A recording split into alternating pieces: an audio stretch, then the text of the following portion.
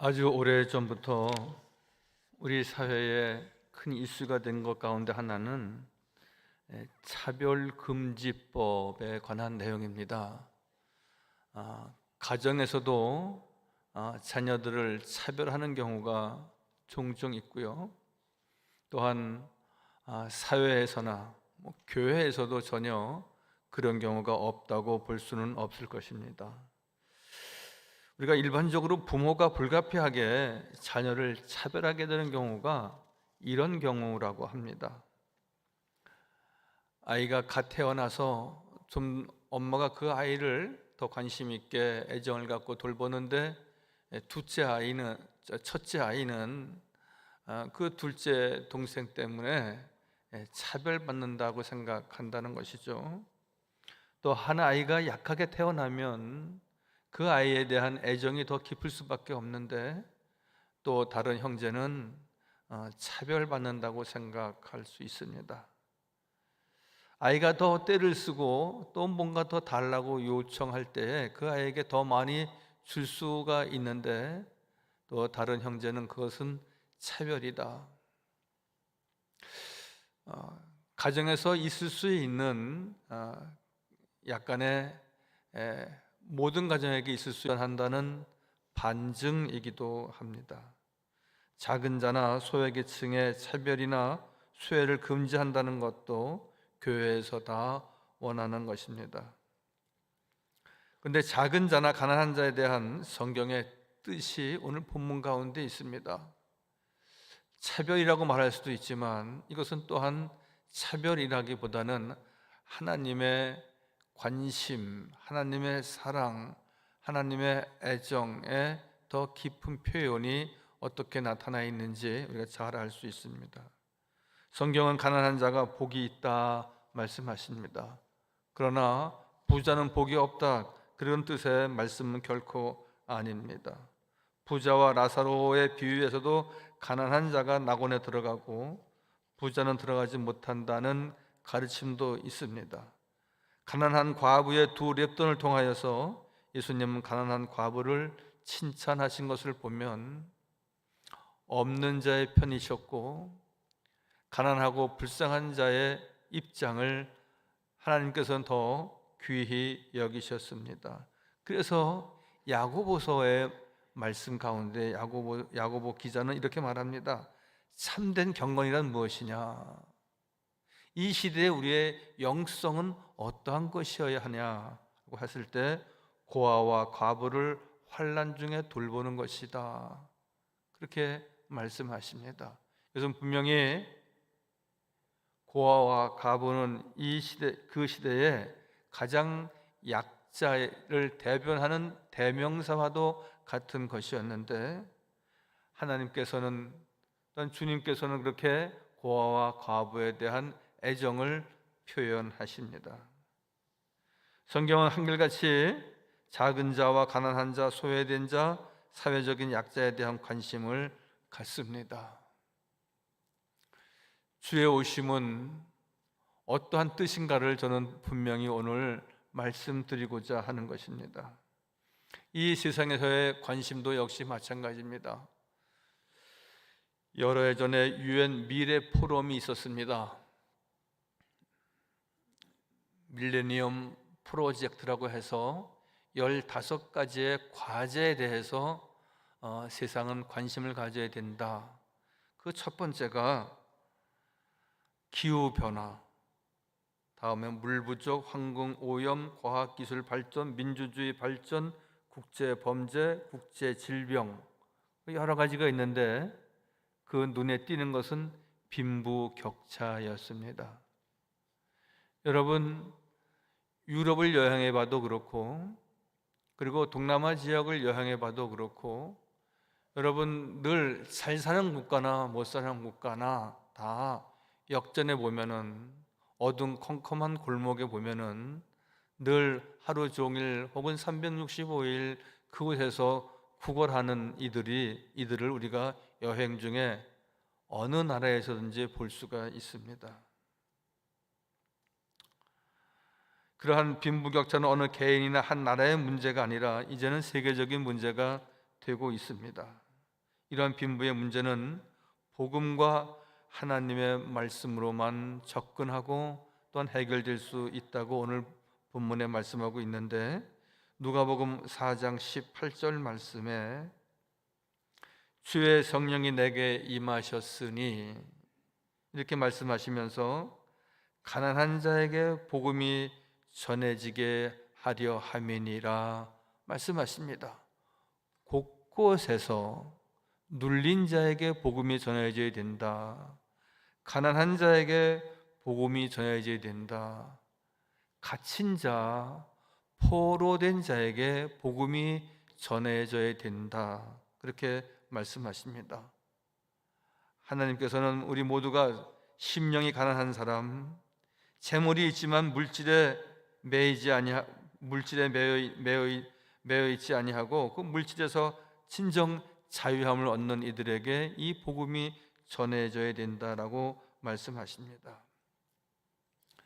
사랑하는 성도 여러분, 우리 모두는 늘 가난한 자와 같이 하나님의 말씀과 하나님의 말씀으로 양식을 삼지 않으면 저는 굶을 수밖에 없고, 저는 나약할 수밖에 없고, 이 세상에서 결코 승리할 수 없습니다. 하나님의 말씀을 갈급해하는 가난한 심령이 꼭 되시기를 바랍니다. 할렐루야. 왜냐하면 하나님께서는 이 땅에 예수 그리스도를, 이 대강절에 어린 아기 예수를 생각할 수 있게 하신 것은 무엇입니까? 우리와 같이 다 없었던 사람입니다. 가난한 사람입니다. 또한 심령이 가난해서 하나님의 말씀으로 체험받고자 하는 귀한 믿음의 성도들이기 때문에 그렇습니다. 그러므로 하나님의 말씀은 모든 곳에서 오실 메시아를 증언하고 있습니다. 오늘 마태복음 11장 3절 말씀에 예수께서 여짜오되 오실 그이가 당신이 오니까 합니다. 이 땅의 메시아로 눌린 자를 위해서, 헐벗은 사람을 위해서, 갇힌 자를 위해서, 가난한 자를 위해서 오실 분이 당신입니까? 그분입니까? 예수 그리스도이십니까? 우리가 다른 일을 기다리오이까? 그렇게 말씀하고 있습니다. 즉 복음은 그리스도이십니다. 구약에서 하나님의 백성들의 간절한 대망은 메시아를 대망하는 것이었습니다.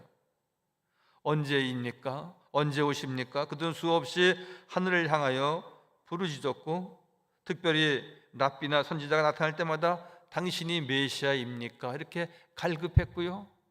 세례 요한이 왔을 때에도 당신이 그분이십니까? 당신이 그리스도이십니까? 그때 세례 요한의 말씀이 무엇입니까? 나는 아니다. 내 뒤에 오시는 이가 계시다. 나는 그의 힘들매도 감당치 못할 자다 말씀하시며, 이 땅에 구세주로 오실 예수 그리스도를 곳곳에서 증언하고 있습니다. 우리는 이제 이 대강절의 성탄절을 앞두고 오실 그분을 고대하고, 그분은 하나님이 보내신 분임을 다시 한번 확인하고, 그리고 이 땅에 가난한 자, 그리고 나와 같이 심령이 가난한 자를 위해서 오셔서 나를 채우시고, 나에게 기름을 부으시고 나를 풍족케 하실 여호와 하나님 의지하는 주의 백성들은 주님을 대망하는, 그리스도를 대망하는 믿음의 식구들 다 되시기를 바랍니다. 특별한 랍비나 선지자가 나타날 때마다 그들은 당신이 메시아냐고 기대했었습니다. 오시는 그 기쁜 소식이 당신입니까? 복음, 가스펠, 기쁜 소식을 가지고 오시는 그분이 당신입니까? 늘 이스라엘 백성들은 늘 묻고 또 요구하고 간구했습니다. 그분이 이제 여기에 오십니다. 메시아가 우리와 함께 하십니다. 오실 그이는 란 말은 메시아를 지칭하는 고유 명사이기도 합니다. 메시아가 와야 진정한 기쁨이 있는 것이고, 복음과 편안과 참 자유가 있다고 말씀하십니다. 여러분, 내 안에 누가 있어야 참 편안이 있겠습니까? 이 나라와 이 국가에 누가 지배하고 누가 주권자가 되셔서 이 나라를 운영하고 관리하고 보호하고 지켜주셔야 이 나라가 안전하겠습니까? 여러분, 사람들은 늘 불안합니다. 사람들이 만든 제도는 늘 온전치 못합니다. 그러나 하나님께서 이 땅에 예수 그리스도를 복음으로, 기쁜 소식으로 우리에게 보내주셔서 이제 이 나라를 온전케 하시고 우리의 가정도 편안케 하시고 우리의 삶도 주님께서 기름을 부으셔서 더욱 복된 삶으로 인도하여 주실 줄 믿습니다. 고통의 삶을 사는 사람에게 하나님의 말씀이 전해지는 복음이 오늘 증거되고 있습니다. 요한복음 4장 25절 26절 말씀에도 여자가 이르되 메시아 곧 그리스도라 하는 이가 오실 줄을 내가 아노니 이렇게 말씀하고 있습니다. 메시아입니다. 예수 그리스도는 메시아이시고 예수 그리스도는 구세주이십니다. 그가 이 땅에 오실 것을 내가 안다고 말씀하고 있고 그가 오시면 모든 것을 우리에게 알려주신다 그랬습니다. 왜 우리가 죄인인지, 왜 우리가 죄에 대해서 사함을 얻어야 하는지, 왜 우리가 하나님의 말씀을 의지해서 그 말씀으로 양식을 삼고 평생 살아야 하는지 하나님께서 예수 그리스도의 오심을 통하여서 알려주신다고 말씀하고 있습니다. 그래서 오늘 여인은 29절에 와서 보라 이는 그리스도가 아니냐 그렇게 말씀하십니다. 사랑하는 성도 여러분, 우리는 주 앞에 나와서 예배하는 참된 예배자이고 주님의 자녀입니다. 우리를 택하고 부르셔서 우리가 구주 앞에 주님의 사랑과 은혜와 은총을 입은 주의 자녀들은 늘 나를 구원하신 하나님을, 나를 구원하신 예수 그리스도를 늘 찬양하고 또한 대강절을 맞아 더욱 우리가 정결한 삶을 갖고 순결한 믿음을 갖기를 소망하고 달려가는 저와 우리 모두가 꼭 되어지시기를 바랍니다. 유대인뿐만이 아니라 사마리아 여인까지도 메시아를 대망하고 있었다는 것입니다. 즉 모든 백성들이 여호와 하나님 앞에 메시아를 대망하고 소망해서 이 땅에 구세주로 오신 분입니다. 그분은 모든 죄를 사하시는 권세가 있는 분입니다. 죄를 지은 사람의 가장 기쁜 소식이란 무엇이겠습니까? 용서받는 겁니다. 사함을 얻는 것입니다. 아담 이후에 인간에게 기쁨이 있는 까닭은 무엇이겠습니까? 용서받을 길이 제한되어 있었기 때문입니다. 복음은 메시아가 오신다는 것이고요, 메시아가 선지자의 예언대로 오신다는 것입니다. 메시아가 오셔서, 예수께서 오셔서 우리를 용서하시고 사하신다고 말씀하십니다. 우리는 늘 찬양하지 않습니까? 주여 이 땅을 고쳐주옵소서라고. 여러분, 이 땅에 발을 딛고 있는 모든 이들이 늘 죄 가운데, 허물 가운데 사악한 삶이 있다는 말씀입니다. 고쳐지지 않으면, 회개되지 않으면, 말씀으로 새로워지고 거듭나지 않으면 우리가 성탄절을 기쁜 마음으로 맞이할 수는 결코 없는 것입니다. 그래서 로마서 8장 32절 말씀에 보면은 자기 아들을 아끼지 않고 우리에게 보내셨다 말씀하십니다. 아낌없는 사랑을 우리에게 베푸셨다고 말씀하십니다. 자기 아들을 아끼지 아니하시고 우리 모든 사람을 위하여 내어주시니가 어찌 그 아들과 함께 모든 것을 우리에게 주시지 아니하겠느냐. 할렐루야. 우리 모두는 하나님의 특별한 사랑을 받은 하나님의 백성입니다. 특별한 사랑은 하나님께서 당신의 아들을 아낌없이 우리에게 허락하시고 우리를 십자가의 사랑과 그 보혈의 공로로 인하여서 구속함을 입게 하셨다는 놀라운 사실입니다. 다시 한번 우리는 대강절에 이러한 주님의 사랑과 또한 십자가의 은혜를 감사하고 찬양하고 기억하는 우리 모두가 꼭 되어지기를 바랍니다. 메시아는 오셔서 자기 십자가로 하나님과 우리의 중간에 막힌 담을 허셨다고 말씀하십니다. 장애물을 제거하신 것입니다. 복음의 핵심은 무엇입니까? 메시아의 오심을 증거하는 겁니다. 즉 성경의 이 66권의 모든 말씀은 하나님께서 이 땅의 역사의 주관자이시고 또는 주권자이신 것을 증언하고 있고요. 또한 복음서에 와서 모든 내용의 말씀은 예수 그리스도께서 이 땅에 메시아로 오셔서 우리의 죄를 사하시고 성령을 통하여서 우리를 사랑하시고 인도하시고 축복하신다는 하나님의 약속의 말씀이 기록되어져 있는 것이 성경입니다. 그래서 복음의 핵심은 메시아의 오심을 증거하는 것이고, 메시아가 오시면 모든 문제가 다 해결되어지는 것입니다. 우리 개인이나 우리 가정이나 많은 문제와 또한 문제점을 가지고 있습니다. 내가 해결할 수 없는, 내가 감당할 수 없는, 내 개인적인 것뿐만 아니라 국가적인 것도 역시 마찬가지입니다. 우리는 지금 매우 비상한 시국에 있지 않습니까? 저는 이것은 이 나라의 어떤 정치 제도가 혹은 유력한 정치인들이 나타나서 해결된 문제라고는 생각하지 않습니다. 우리나라에 유능한 정치인이 없어서 지금 이 모양으로 되어 있습니까? 우리나라의 제도가 완벽하지 못하고 불완전했기 때문에 이 모양으로 와 있습니까?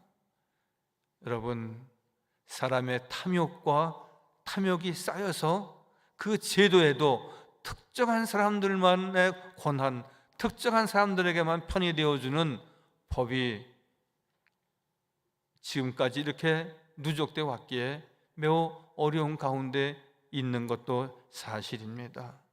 이제 하나님의 말씀, 여호와의 말씀을 통하여서 예수 그리스도가 이 땅에 오셔서 이 땅의 주인은 여호와 하나님이십니다. 주여 이 땅을 고쳐 주옵소서. 주여 나를 또 우리 모두를 새롭게 해 주옵소서. 주의 말씀을 의지하고 늘 주의 말씀에 귀 기울이며 늘 새로워지는, 또한 새로워지는 은혜와 축복이 우리 모두에게 꼭 있어지기를 바랍니다. 마지막으로, 그러므로 결국 복음은 가난한 자를 위한 것이었음을 다시 한번 말씀하고 있습니다. 마태복음 11장 5절의 말씀이죠. 맹인이 보며 못 걷는 사람이 걸으며 나병 환자가 깨끗함을 받으며 못 듣는 자가 들으며 죽은 자가 살아나며 가난한 자에게 복음이 전파된다 하라. 계속해서 이 사회에서 고아와 과부와 같은 이들, 약하고 병든 이들, 그리고 가난한 이들, 그리고 이 모두를 통칭해서 가난한 심령을 지닌 당신의 백성들을 위해서 주님께서 이 땅에 오셨다 말씀하십니다. 복음에는 분명히 능력이 있어서 우리의 골수를 쪼갠다 하였습니다. 하나님의 말씀은 우리를 새롭게 할 뿐만 아니라 우리를 강하게 하고 담대히 하고 주의 자녀로서 늘 승리하는 삶을 갖도록 우리에게 확신을 주십니다. 로마서 1장 17절에 복음에는 하나님의 의가 나타난다 그랬습니다. 복음에는 하나님의 의가 나타나서 믿음으로 믿음에 이르게 하나니 기록된 바 오직 의인은 믿음으로 말미암아 살리라 함과 같으니라. 따라서 아실까요? 믿음밖에는 없습니다. 여호와를 경외하고 여호와 앞에만 경배하고 여호와 앞에 늘 찬송하고 경배할 때 주께서 우리를 온전히 세우시고 우리를 새롭게 하시고 주의 말씀으로 우리를 풍성케 하신다고 약속하고 계십니다.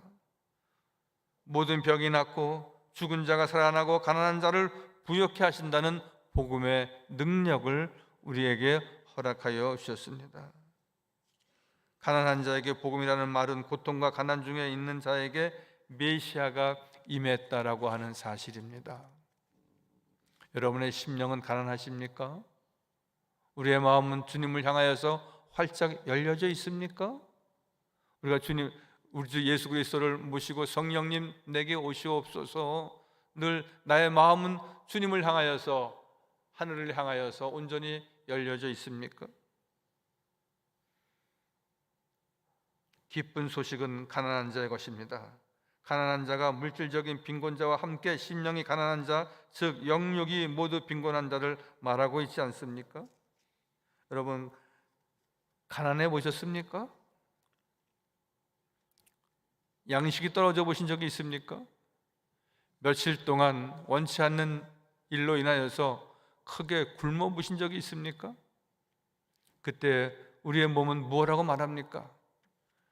물 한 모금이라도, 주변에서 음식 냄새만 나면은 그 음식이 내 몸을 크게 요동시키지 않습니까? 여러분, 가난한 자는 사모하는 마음이 있어야 됩니다. 가난한 자는 가난한 심령은 하나님의 말씀으로만 내 삶이 채워지기를 늘 소망해야 한다는 말씀입니다.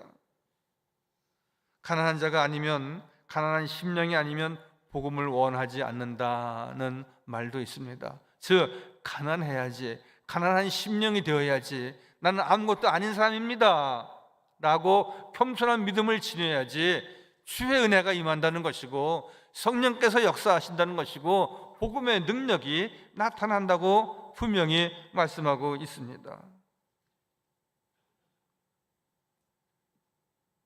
배고파 본 사람만이, 굶주려 본 사람만이 우리가 말씀을 원하고 양식을 원하지 않습니까? 가난한 자가 복음을 원할 것이고, 가난한 자가 천국을 얻게 되는 것입니다. 여러분, 올 한 해도 우리가 그렇게 살았고, 또 새해가 되어도 우리가 그렇게 살겠지만, 여러분, 언제나 나를 비우고, 즉 세상적인 욕심과 탐욕을 버리고 늘 주의 말씀으로 내 삶을 가득 채워가는 그런 가난한 심령이 되어야 할 것입니다. 성탄절에 등장하는 구두쇠 영감 스크루지를 우리가 잘 아십니다. 그 이름을 빌려서 스크루지 원리라고 하는 말을 사용합니다. 그것은 스크루지 원리가 무엇입니까? 돈은 영원히 불안감을 일으키는 것이고, 인간은 돈을 아무리 많이 가져도 만족하지 못한다. 그것이 스크루지 원리입니다. 이러한 스크루지 원리가 아니더라도 우리는 너무나 귀가 닳도록 들은 내용이고, 우리도 우리 자녀들 교육할 때, 야 이놈아, 돈이 다 아니다, 착하게 살고 그리고 늘 마음을 비워야 된다, 우리는 그런 이야기를 많이 듣고 많이 하면서 살아왔습니다. 근데 세상은 그렇지 않습니다. 스크루지 원리를 가지고 삽니다. 돈은 영원한 것이고, 그것이 나의 불안을 해소할 것이고, 그리고 그 모든 것은 내가 내 삶을 만족하게 할 것이라고. 그러나 스크루지 원리는 그 모든 것이 다 그를 불안하게 만들 것이라고 말하고 있습니다. 돈만 있으면 다 될 것이라고 말합니다. 자신이 가진 것에 대해서 만족하지 못하고 끝없는 욕심과 끝없는 탐심이 우리를 망칩니다. 여러분, 가난한 자와 궁핍한 자를 구원하시는 하나님의 음성을 듣습니까? 오늘 82편 4절 말씀, 가난한 자와 궁핍한 자를 구원하여 자기를 높이시는 자를 낮추시고 자기를 낮추시는 자를 높이십니다. 하나님의 나라는 작은 자가 가장 크고 큰 자가 가장 작다고 말씀하십니다. 모든 것을 드린 하나님의 사람들이 있습니다. 고아와 과부는 소외계층의 대명사라고 말씀드렸습니다. 예수님께서 두 렛돈을 성전에 드린 과부가 가장 많이 드렸다고 말씀합니다.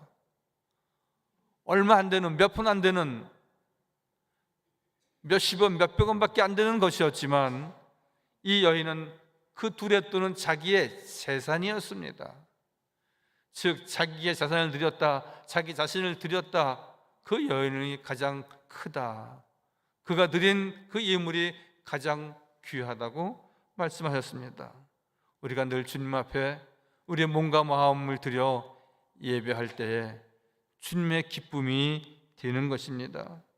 하나님은 하나님 한 분만을 믿는 믿음, 이것도 좋고 저것도 좋고 여기도 믿어보고 저기도 믿어보고 세상도 좋고 교회도 좋고가 아니라 나는 주님밖에 없습니다.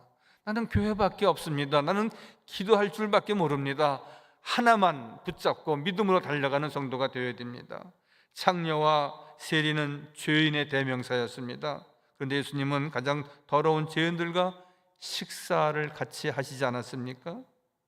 그들의 편이 되어주셨고 그들을 두둔하신 것은 왜입니까? 너희는 믿지 아니하였으나 세리와 창녀는 나를 믿었노라 말씀합니다. 세상은 나를 받든다고 하고 섬긴다고 했지만 나를 믿지 않았지만 그녀들은, 고아와 가부는, 또한 창녀와 세리는 세상 사람들이 일컫는 죄인이라고 일컬어졌지만 그들은 나를 쫓았고 그들은 나를 믿었고 그들은 나의 말씀을 의지했다고 말씀하고 있습니다.